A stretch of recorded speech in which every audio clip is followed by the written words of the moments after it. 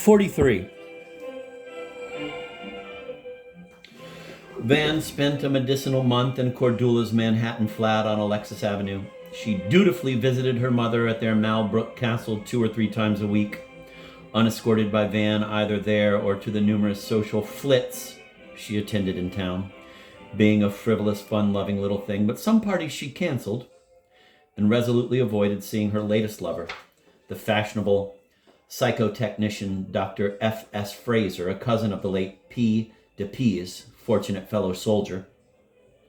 Several times Van talked on the Dorophone with his father, who pursued an extensive study of Mexican spas and spices, and did several errands for him in town. He often took Cordula to French restaurants, English movies, and Varangian tragedies, all of which was most satisfying, for she relished every morsel, every sip, every jest, every sob, and he found ravishing the velvety rose of her cheeks and the azure pure iris of her festively painted eyes, to which indigo black thick lashes, lengthening and up-curving at the outer canthus, added what fashion called the harlequin slant.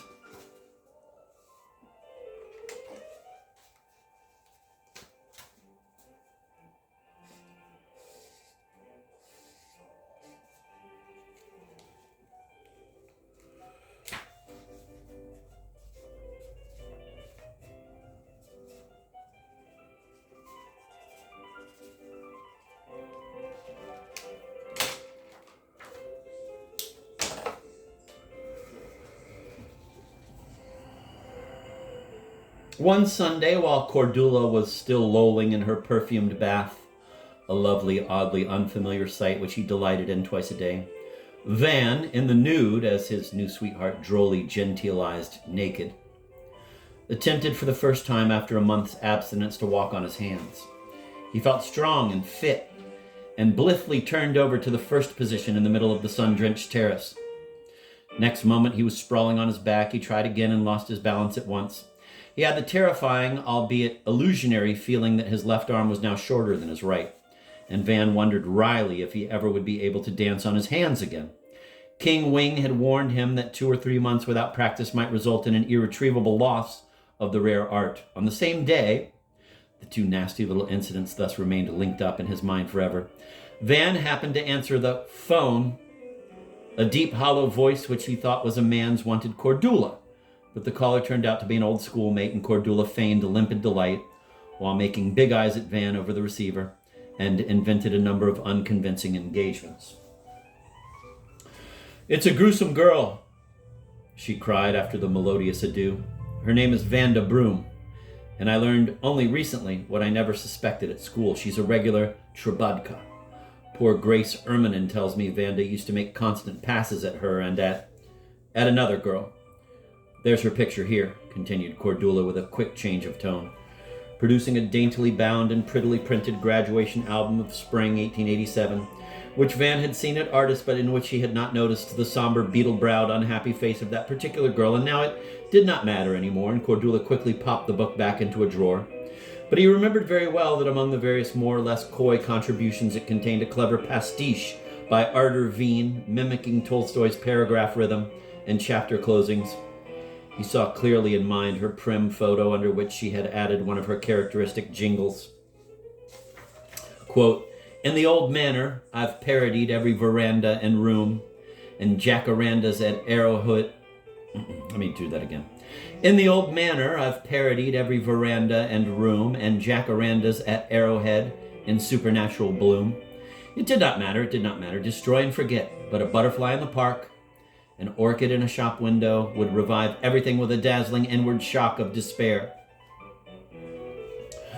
His main industry consisted of research at the great granite-pillared public library, that admirable and formidable palace a few blocks from Cordula's cozy flat.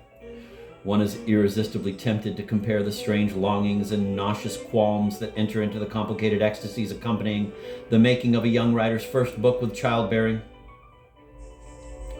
Van had only reached the bridal stage, then, to develop the metaphor, would come the sleeping car of messy defloration, then the first balcony of honeymoon breakfasts with the first wasp. In no sense could Cordula be compared to a writer's muse, but the evening stroll back to her apartment was pleasantly saturated with the afterglow and afterthought of the accomplished task and the expectation of her caresses. He especially looked forward to those nights when they had an elaborate repast sent up from Monaco, a good restaurant in the entresol of the tall building, crowned by her penthouse and its spacious terrace.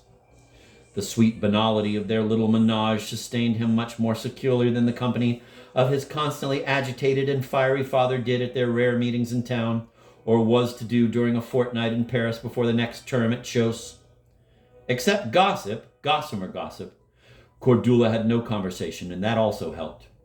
She had instinctively realized very soon that she should never mention ardor or artists. He, on his part, accepted the evident fact that she did not really love him. Her small, clear, soft, well-padded and rounded body was delicious to stroke, and her frank amazement at the variety and vigor of his love-making anointed what still remained of poor Van's crude, virile pride. She would doze off between two kisses. When he could not sleep, as now often happened, he retired to the sitting room and sat there, annotating his authors, or else he would walk up and down the open terrace under a haze of stars and severely restricted meditation, till the first tram car jangled and screeched in the dawning abyss of the city. When in early September Van Veen left Manhattan for Lute, he was pregnant. Part 2. 1. At the Goodson Airport, in one of the gilt-framed mirrors of its old-fashioned waiting room, Van glimpsed the silk hat of his father, who sat awaiting him in an armchair of imitation marble wood, behind a newspaper that said in reversed characters, "Crimea Capitulates." At the same moment, a rain-coated man with a pleasant, somewhat porcine pink face accosted Van. He represented a famous international agency known as the VPL, which handled very private letters. After a first flash of surprise, Van reflected that Ardor Veen, a recent mistress of his, could not have chosen a smarter, in all senses of the word, way of conveying to him a message whose fantastically priced and prized process of transmission ensured an absoluteness of secrecy which neither torture nor mesmerism had been able to break down in the evil days of 1859. It was rumored that even Gamaliel, on his no longer frequent, alas, trips to Paris, and King Victor during his still fairly regular visits to Cuba or Hecuba, and of course, robust Lord Gaulle, Viceroy of France, when enjoying his randonnees all over Canada, preferred the phenomenally discreet and in fact rather creepy infallibility of the VPL organization to such official facilities as sexually starved potentates have at their disposal for deceiving their wives. The present messenger called himself James Jones, a formula whose complete lack of connotation made an ideal pseudonym despite its happening to be his real name. A flurry and flapping had started in the mirror, but Van declined to act hastily.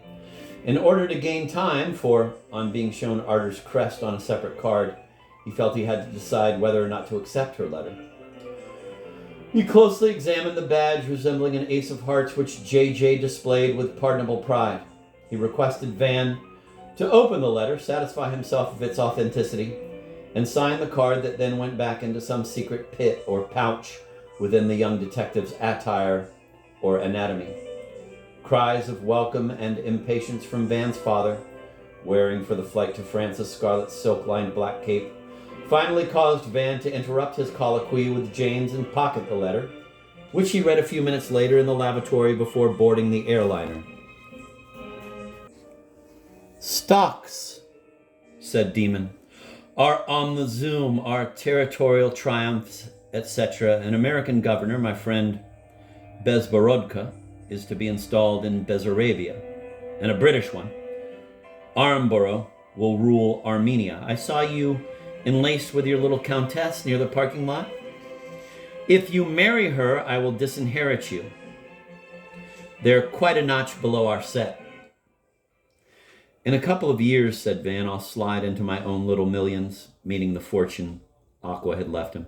"But you needn't worry, sir. We have interrupted our affair for the time being, till the next time I return to live in her Gerlin year," Kennedy slang. Demon, flaunting his flair, desired to be told if Van or his Pole had got into trouble with the police, nodding toward Jim or John, who, having some other delivery to make, sat glancing through crime copulate Bezarmenia. Pole, replied Van with the evasive taciturnity of the Roman rabbi shielding Barabbas.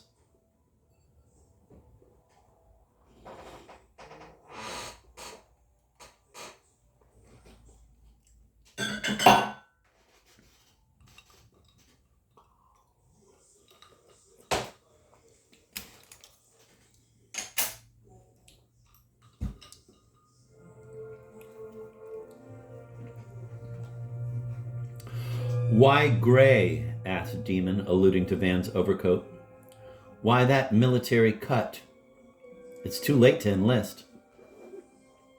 I couldn't. My draft board would turn me down anyway. How's the wound? Comme si comme ça. It now appears that the Kalugano surgeon messed up his job. The rip seam has grown red and raw without any reason. And there's a lump in my armpit. I'm in for another spell of surgery, this time in London, where butchers carve so much better. Where's the mestechko here? Oh, I see it. Cute! A gentian painted on one door, a lady fern on the other. Have to go to the herbarium. He did not answer her letter, and a fortnight later, John James, now got up as a German tourist, all pseudo-tweed checks, handed Van a second message. In the Louvre, right in front of Bosch's Bateau Ivre. The one with a jester drinking in the riggings. Poor old Dan thought it had something to do with Brandt's satirical poem.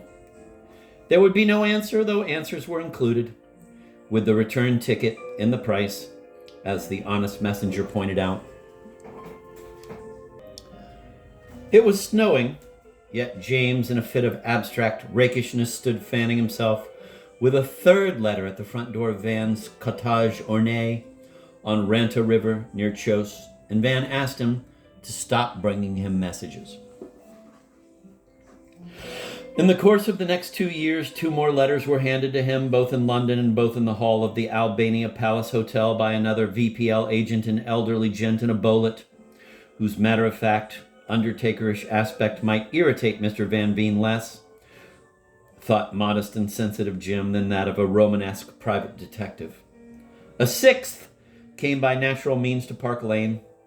The lot, minus the last, which dealt exclusively with Arter's stage and screen ventures, is given below. Arter ignored dates, but they can be approximately determined. Los Angeles, early September 1888. You must pardon me for using such a posh and also poshly means of having a letter reach you, but I'm unable to find any safer service. When I said I could not speak and would write, I meant I could not utter the proper words at short notice. I implore you. I felt that I could not produce them and arrange them orally in the necessary order. I implore you. I felt that one wrong or misplaced word would be fatal. You would simply turn away as you did and walk off again and again and again. I implore you for breath, sick editor, of understanding. But now I think that I should have taken the risk of speaking, of stammering, for I see now that it is just as dreadfully hard to put my heart and honor in script, even more so because in speaking one can use a stutter as a shudder and plead a chance slurring of words like a bleeding hare with one side of its mouth shot off, or twist back and improve, but against a background of snow, even the blue snow of this note paper, the blunders are red and final. I implore you. One thing should be established once for all, indefeasibly. I loved, love, and shall love only you. I implore you and love you with everlasting pain and passion, my darling. Ti tut stoil, you stayed here, in this caravanserai, you in the middle of everything always when I must have been 7 or 8. Didn't you? Los Angeles, mid-September 1888. This is a second Hal is Arter out of Hades. Strangely, I learned on the same day from 3 different sources of your duel and K, of P's death, and of your recuperating at its cousins, Kong's, as she and I used to say. I rang her up, but she said that you had left for Paris and that R had also died. Not through your intervention, as I had thought for a moment, but through that of his wife. Neither he nor P was technically my lover, but both are on Terra now, so it does not matter. Los Angeles, 1889.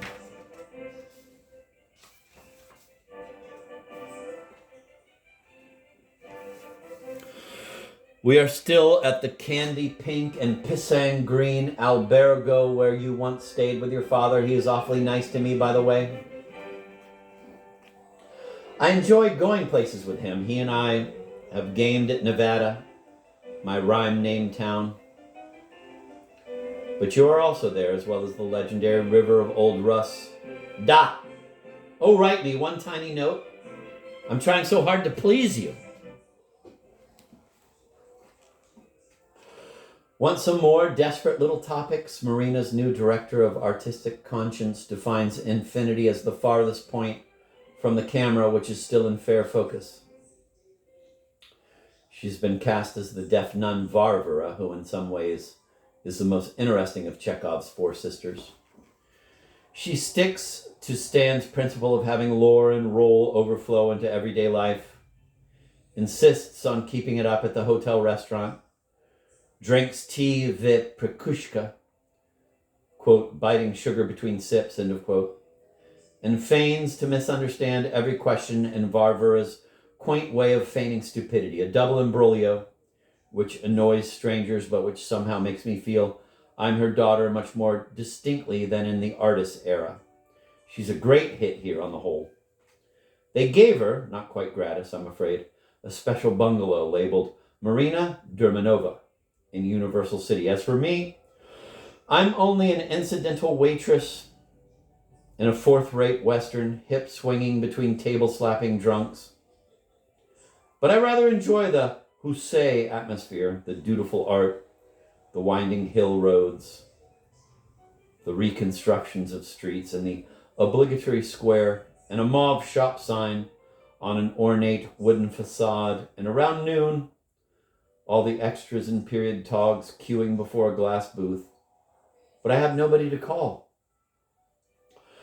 Speaking of calls, I saw a truly marvelous ornithological film the other night with Demon. I had never grasped the fact that the paleotropical sunbirds, look them up, are memotypes of the New World hummingbirds. And all my thoughts, oh, my darling, are memotypes of yours. I know. I even know that you stopped reading at Grasped, as in the old days. California, 1890. I love only you. I'm happy only in dreams of you. You are my joy in my world. This is as certain and real as being aware of one's being alive. But, oh, and I don't accuse you. But, Van, you are responsible, or fate through you is responsible. Ce qui revient, amen. Of having let loose something mad in me when we were only children of physical hankering and insatiable itch. The fire you rubbed left its brand on the most vulnerable, most vicious and tender point of my body. Now I have to pay for your rasping the red rash too strongly, too soon, as charred wood has to pay for burning. When I remain without your caresses, I lose all control of my nerves. Nothing exists any more than the ecstasy of friction, the abiding effect of your sting, of your delicious poison. I did not accuse you, but this is why I crave and cannot resist the impact of alien flesh.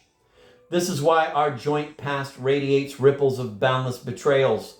All this you are free to diagnose as a case of advanced erotomania. But there is more to it. Because there exists a simple cure for all my mow and throws, and that is an extract of scarlet aril, the flesh of you, just only you. Je realize, as your sweet Cinderella de Torf, now Madame Trofim Fardakov, used to say that I'm being coy and obscene, but it all leads up to an important suggestion. Van, je suis sur la verge, Blanche again, of a revolting amorous adventure. I could be instantly saved by you. Take the fastest flying machine you can rent straight to El Paso.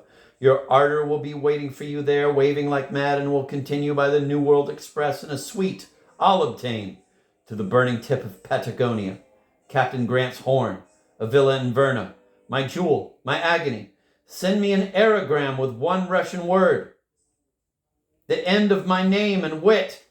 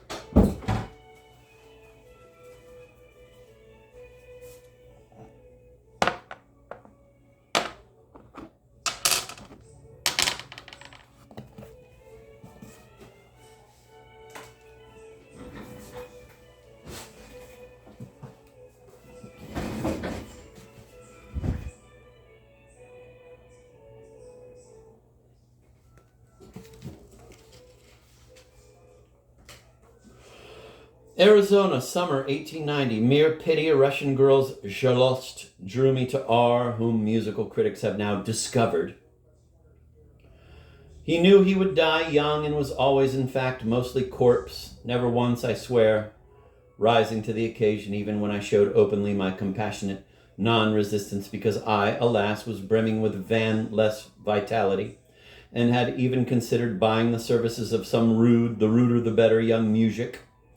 As to P, I could explain my submitting to his kisses, first tender and plain, later growing fiercely expert, and finally tasting of me when he returned to my mouth, a vicious circle set spinning in early Thargelion 1888.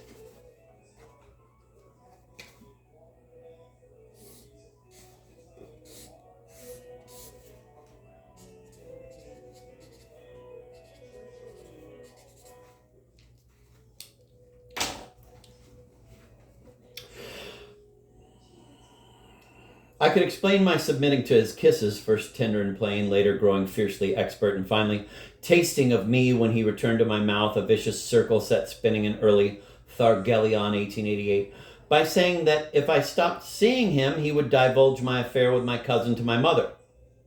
He did say he could produce witnesses, such as the sister of your Blanche and a stable boy who, I suspect, was impersonated by the youngest of the three demoiselles de which is all. But enough, Van. I could make much of those threats in explaining my conduct to you. I would not mention, naturally, that they were made in a bantering tone hardly befitting a genuine blackmailer. Nor would I mention that even if he had proceeded to recruit anonymous messengers and informers, it might have ended in his wrecking his own reputation as soon as his motives and actions were exposed, as they were bound to be in the long run. Sick. Run. In her blue stocking. Editor. I would conceal, in a word, that I knew the coarse banter was meant only to jar your poor brittle ardor, because, despite the coarseness, he had a keen sense of honor. odd though it may seem to you and me. Let me reread that. I would conceal in a word that I knew the coarse banter was meant only to jar your poor little ardor, because, despite the coarseness, he had a keen sense of honor, odd though it may seem to you and me. No, I would concentrate entirely on the effect of the threat upon one ready to submit to any infamy rather than face the shadow of disclosure. For, and this of course neither he nor his informers could know, shocking as an affair between first cousins might have seemed to a law-abiding family, I refuse to imagine, as you and I have always done, how Marina and Demon would have reacted in our case. By the jolts and skids of my syntax, you will see that I cannot logically explain my behavior. I did not deny that I experienced a strange weakness during the perilous assignations I granted him. As if his brutal desire kept fascinating not only my inquisitive senses, but also my reluctant intellect. I can swear, however, solemn ardor can swear, that in the course of our sylvan trysts, I successfully evaded, if not pollution, at least possession before and after your return to Artis, except for one messy occasion when he half took me by force, the over-eager dead man. I'm writing from Marina Ranch, not very far from the little gulch in which Aqua died and into which I myself feel like creeping someday. For the time being, I'm returning for a while to the Pasang Hotel. I salute the good auditor.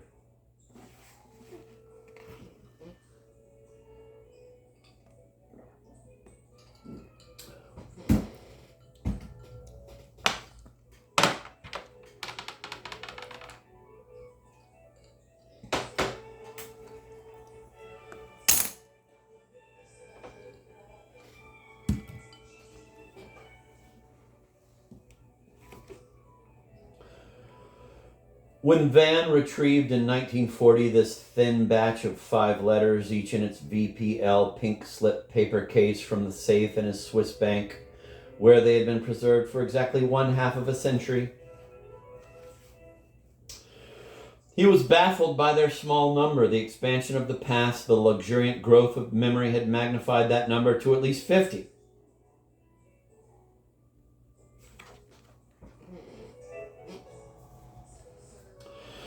He recalled that he had also used as a cache the desk in his Park Lane studio, but he knew he had kept there only the innocent 6th letter, Dreams of Drama, of 1891, which had perished, together with her coded notes of 1884 to 88, when the irreplaceable little palazzo burnt down in 1919. Rumor attributed the bright deed to the city fathers, 3 bearded elders, and a blue-eyed young mare with a fabulous amount of front teeth, who could no longer endure their craving for the space that the solid dwarf occupied between 2 alabaster colossi. But instead of selling them the blackened area as expected, But instead of selling them the blackened area as expected, Van gleefully erected there his famous Lucinda Villa, a miniature museum just 2 stories high, with a still-growing collection of micro-photographed paintings from all public and private galleries in the world, not excluding Tartary, on one floor and a honeycomb of projection cells on the other. A most appetizing little memorial of Parian marble, administered by a considerable staff, guarded by 3 heavily armed stalwarts, and open to the public only on Mondays for a token fee of $1 gold regardless of age or condition.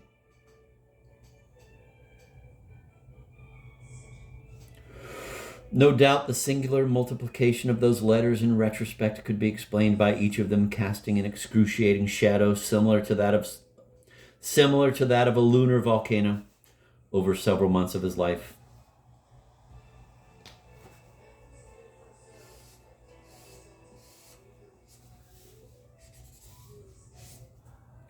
Let me reread that.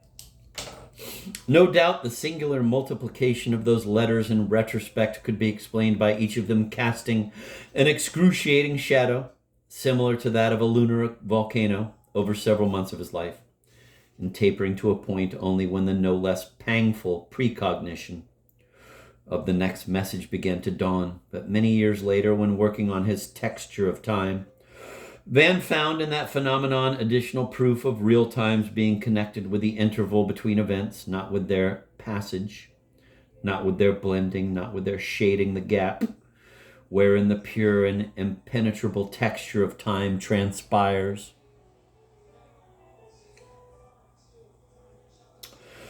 He told himself he would be firm and suffer in silence. Self-esteem was satisfied. The dying duelist dies a happier man than his life. The dying duelist dies a happier man than his live foe ever will be. We must not blame Van, however, for failing to persevere in his resolution, for it is not hard to understand why a seventh letter, transmitted to him by Arders and his half-sister at Kingston in 1892, could make him succumb.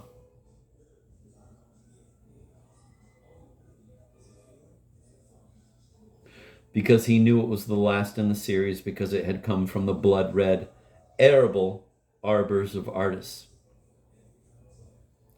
Because a sacramental 4-year period equaled that of their first separation. Because Lucette turned out to be, against all reason and will, the impeccable paranymph.